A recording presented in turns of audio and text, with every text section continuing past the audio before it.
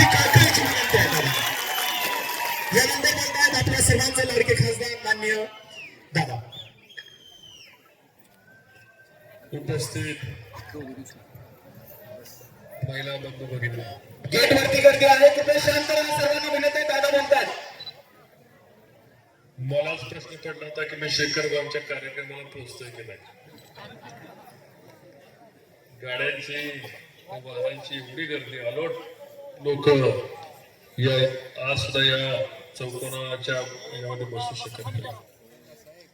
आणि मग कशा जसं या ठिकाणी तुम्ही बसू शकत नाही, कुठल्याही चौकटीत नसणारं नेतृत्व आता कसं पुढे न्यायचं हा सुद्धा माझ्यासमोर प्रश्न होता. आणि एक मला अनुभव होता की मी माझी आणि शेखर दादांची भेट ही मागच्या 5-6 वर्षातली आहे. आणि एक दिलदार नेता आणि असा दिलदार मित्र असावा.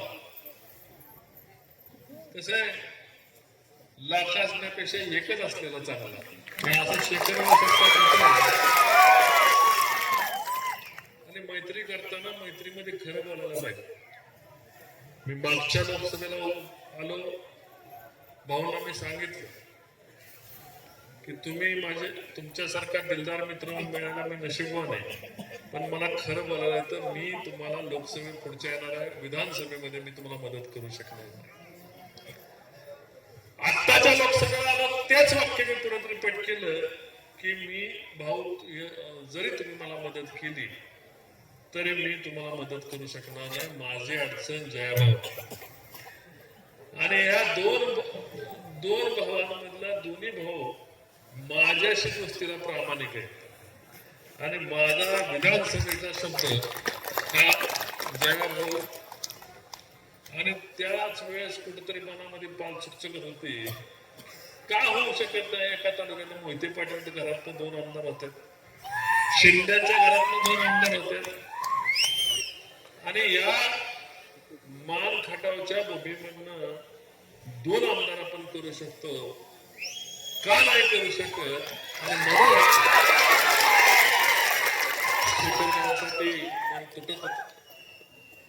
मी लोकसभेच्या निवडणुकीमध्ये भाऊंना सांगितलं, भाऊ जो निर्णय तुम्हाला योग्य वाटतो तो घ्या, पण ज्यांच्यावर तुम्ही विश्वास ठेवून निघालेला आहे आणि ज्यांच्यासाठी तुम्ही निवडणुकीला तळाला निघालेलं आहे ते शब्द पाळणारे लोक नाही.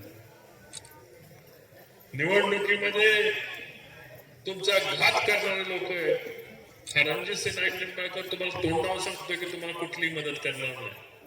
निवडणुकीचा उमेदवार असून सांगितलं की मी तुम्हाला कुठली मदत करू शकणार नाही हे मी तोंडावर सांगतो. ह्याच खरं ज्या पद्धतीने मी तोंडावर सांगू शकलो ती माणसं भाऊ आपला घात करणार. शरद पवारांनी महाराष्ट्रात 288 जागा असतात आणि शरद पवारांनी 2800 लोकांना शब्द दिले असतील विधानसभेचे. आणि आता शब्द विसरून जायचं, लोकांना वापरून घ्यायचं. ही पवार साहेबांची जुनी नीती आपल्याला काही वेगळी सांगायला नको.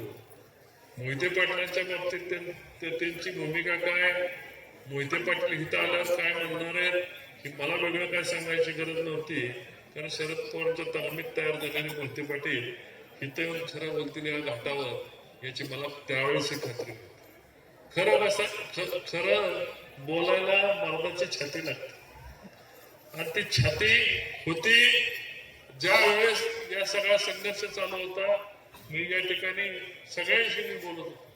शेखर भाऊ जिल्हा बँकेवर जावे याच्यासाठी जयाभाऊशी भांडणारा मीच होता. शेखर भाऊंचं नेतृत्व उभं राहावं आणि मला कसं 2 डब असतात का, 2 डब बफर असतं का, बफर 2 डबं धडकून देत नाही आणि मलाही 2 डबे धडकून द्यायचे नव्हते. पण खरं बोलून धडकून द्यायचे नव्हते. राजकारणासाठी ह्यांचा वापर करायचा त्यांचा वापर करायचा काही जास्त दिवस टिकत नव्हतं. मला बरं वाटतं पडलं तरी ठीक. तुम्ही आज तरी खऱ्या जगाबरोबर उभं राहायचं का नाही. मला पुढे खासदार केला अन्य कोणी येईल पण मित्र या ठिकाणी शेखर बाबा तुमच्यासारखी प्रेम करणारी माणसं मिळायला हीच खरी इष्टकड, हीच खरी श्रीमंती. माणसं पैसे कमवून श्रीमंती मिळवतात. मला नेहमी आश्चर्य वाटतं की राजकारणामध्ये संघर्ष करताना खिशातल्या पैशाने, महाभारतामध्ये जसं कर्णाचं उदाहरण असतं तसं आमच्या शेखरगावचं उदाहरण आहे. खिशातल्या पैशाने जो येईल त्याला ताकदीने द्यायचं आणि कोणापाशी काय मागायचं नाही. मग त्यामुळं तुम्ही ही श्रीमंती इथं उपस्थित असणारी सगळी श्रीमंती कमाल. तुमच्यापाशी लबाडी नाही, पण शेखर भाऊ मी एक मित्र म्हणून तुम्हाला सल्ला देतो, लबाडी करू नका. लबाडी करू नका, पण लबाडी ओळखायला शिका. दोन भावांमध्ये झुंज लावणारे अनेक भेटले, पण दोन भावांमध्ये मधोमध उभा राहणारा एकमेव रणजित निंबाळकर तुम्हाला भेटला. आणि दोन्ही भाऊ आमदार म्हणून जावेत हेही ताकदीने मनापासून प्रयत्न करणारा मी फडणवीस साहेबांकडे गेलो आणि म्हटलं शेखर भाऊ आमदार होणार, पण शब्द मला देताना साहेब म्हटलं मी भावनिक आहे, मी एक खरं बोलायची सवय, पडलं तरी चालेल, झडलं तरी चालेल, काम हो न हो काय हो, पण मी भावनिक आहे. आपण साहेब शब्द देणार असाल, पाळणार असाल, ते म्हटलं शेखर पर्यंत निर्णयाला कॉन्फरन्स कॉलवर घ्या म्हटलं. आणि फडणवीस साहेब एवढं दिलदार मनाचं नेतृत्व, मी पण चांगल्या माणसांची संगतीत राहतो. दिलदार दिलेला शब्द पाळायचा. शेखर भावांचा अनुभव आणि तुमचाही अनुभव हे खरा करून दाखवतो. मला विधान परिषद पडल्यानंतर विधान परिषद मिळावे, उद्या काय मिळावे, काय नको म्हणून सांगितलं. माझ्या फलटण तालुक्यातल्या कार्यकर्त्यांना मोठं करा, फलटण तालुक्यातल्या कार्यकर्त्यांना संधी द्या. रणजित निंबाळकर पुन्हा उठेल आणि पुन्हा लढेल. आता मला हक्काने भांडायचे ते फक्त एकच नाव माझ्या समोर आहे, ज्याला आमदार म्हणून करायचं ते शेखर भाऊ. आणि 5 वर्ष पुढे उद्या संधी मिळाली तर 5 वर्ष चित्रपटापर्यंत निघून जातात. आणि हे 2 भाऊ आमदार असले तर जिल्ह्याचं सत्ता केंद्र पॉवर सेंटर माहिती ना, लवचिंबक खेचत तसे 2 खेचत कोणा ऐकणार आहे तुम्ही? काय ऐकतात? कोणाच्या बापाला घेतलं रात्री तो.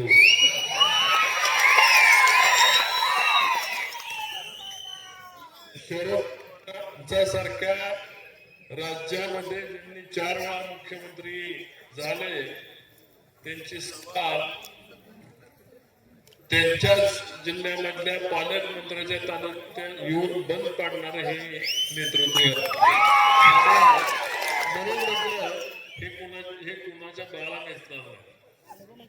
मला एकच याच्यामध्ये जी वर्षानुवर्ष बघत आलं तरी भाऊ तुमच्या दोन्ही भावांचा काही लोकांनी तुमचा फायदा घेतला.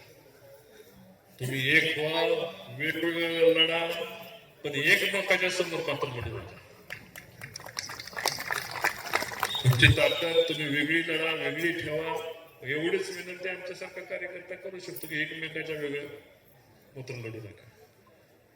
ताकद शत्रूच्या आपण लढाई कधी करायची असते भाऊ, आपण कधी चांगला नेता छत्रपती शिवाजी महाराजांचं नेतृत्व महाराष्ट्राने ऐकलं. शत्रूच्या एरियात जाऊन लढायचे तर कमी नुकसान होतं, रयतेचं नुकसान कमी होतं, किल्ले घर गाडी वाड्या कमी पडतात. तेव्हा आपली लढाई या सातारा जिल्ह्याच्या शत्रूची, ज्यांनी मान तालुक्याला पाण्यापासून वंचित ठेवलं, तुमची लढाई तीच आहे, आमची लढाई तीच आहे. शत्रू ओळखायला पाहिजे. आणि म्हणून तुम्हाला विचारणार आहे, मान तालुक्याच्या खटाव तालुक्याचा शत्रू कोण आहे? तुमच्याकडनं उत्तर पाहिजे मला. शरद पवार. आणि ज्यांनी मान खटावला पाणी दुष्काळात पृथ्वीच्या अंतापर्यंत पाणी येऊ शकत नव्हते, ते पाण्याचे मंत्री कोण आहेत? रामभाऊ. श्रीमंत. मी तुमच्या ऐकतो, मी काहीच बोलत नाही, तुम्हाला एवढं कळलं तरी चिकाल झालं. आणि आता जे घड्याळाचे चिन्ह आम्ही फलटणला निवडणूक लढवतो ते भारतीय जनता पार्टीच्या जयामुळे इकडून कमळ निवडणूक लढवत आहेत. आणि मध्ये घाटाच्या खाली मी आणि घाटाच्या पलीकडे खऱ्या अर्थाने शेखर भाऊ आता आमच्या दोघांच्या मध्ये आहे. शेखर भाऊ, मी काय विधानसभेचा शब्द देण्याला मोठा नाही, पण ज्या नेत्याला मी तुमच्यासाठी बांधून घेतलं त्या नेत्यांची कधीच तुम्ही बोलायला उठवतो याची खात्री नव्हती, त्यामुळे मी व्हिडिओवर बांधून आणले. हे सगळ्यांना ऐकवतो.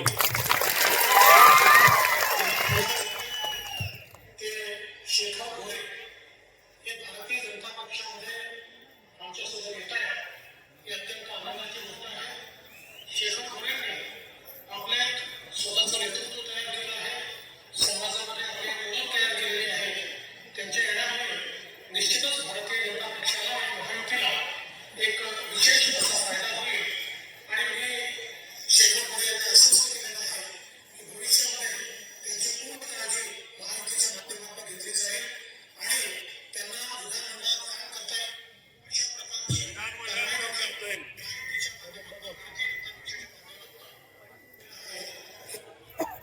त्यांची पूर्ण काळजी माध्यमातून घेतली जाईल आणि त्यांना विधानमंडळात काम करता येईल अशा प्रकारची कारवाई देखील महायुती पक्षाच्या माध्यमातून आम्ही करू अशा प्रकारची धडे देखील मी त्यांना दिली आहे.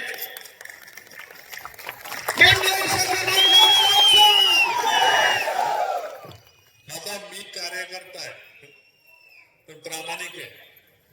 खासदार होतो, पडलेला होतो, पण प्रामाणिक आहे. तुम्हाला प्रामाणिक मित्राची गरज आहे, तुम्हाला प्रामाणिक माणसाची गरज आहे. दिलेला शब्द, शेखर भाऊसाठी दिलेला शब्द हा माझ्यासाठी शब्द आहे, मी त्याचा खोट आहे. शेखर भाऊ, मला खात्री आहे तुमच्यापेक्षा जास्त जयाभाऊ आणि देवेंद्रजींना खात्री आहे की शेखर भाऊ एकदा दिलेला शब्द, ते हिंदी पिक्चर मधला डायलॉग येतो, एक बार बोल दिए तो अपने आप की नाही सांगता.